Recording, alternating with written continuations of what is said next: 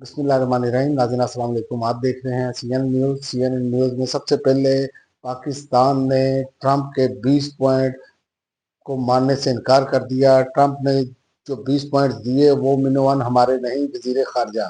غزہ میں لوگ بھوک سے مر رہے ہیں۔ اقوام متحدہ، یورپی یونین اور دوسرے عالمی ادارے امن قائم کرنے میں ناکام ہو چکے ہیں۔ اسحاق ڈار، نائب وزیر اعظم اور وزیر خارجہ اسحاق ڈار نے کہا کہ امن معاہدے کے لیے ٹرمپ نے جو 20 پوائنٹ دیے وہ منوان ہمارے نہیں ہیں، اور اس کے علاوہ روس کا بھی ٹرمپ کے غزہ پلان کے 2 ریاستی حل کی حمایت کا اعلان۔ روسی صدر پیوٹن نے کہا روس ٹرمپ کے غزہ پلان کے 2 ریاستی حل کی حمایت کرے گا۔ خیبر ایجنسی کے مطابق روسی صدر پیوٹن کا کہنا تھا کہ اسرائیل کے ساتھ فلسطینی ریاست کا قیام ضروری ہے، اور اس کے علاوہ امریکی صدر نے کہا مشرق وسطیٰ کا مسئلہ تقریباً 3000 سال بعد حل ہو سکتا ہے۔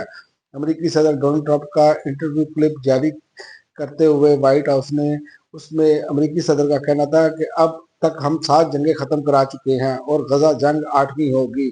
مشرق وسطیٰ کا مسئلہ تقریباً 3000 سال بعد حل ہو سکتا ہے، اور گلوبل سموتھ فلوٹیلا کے گرفتار 450 کارکنوں کو یورپ ڈپورٹ کرنے کا فیصلہ۔ اسرائیلی فوج نے غزہ میں امدادی سامان لے جانے والے گلوبل سموتھ فلوٹیلا کے گرفتار 450 کارکنوں کو یورپ ڈپورٹ کرنے کا فیصلہ کیا ہے۔ فلوٹیلا کے قافلے میں یاد رہے کہ سابق سینیٹر مشتاق احمد، سویڈش ماحولیاتی کارکن گریٹا اور نیلسن منڈیلا کے پوتے بھی سوار تھے۔ فلوٹیلا کے منتظمین نے بتایا کہ ان کے قافلے میں شامل 42 کشتیوں کو اسرائیلی بحریہ نے تحویل میں لے لیا، جبکہ کشتیوں میں سوار 450 سے زائد افراد کو گرفتار کر لیا۔ اور بلوچستان میں سیکورٹی فورسز کا ضلع شرانی میں آپریشن، بھارتی حمایت یافتہ 7 دہشت گرد ہلاک۔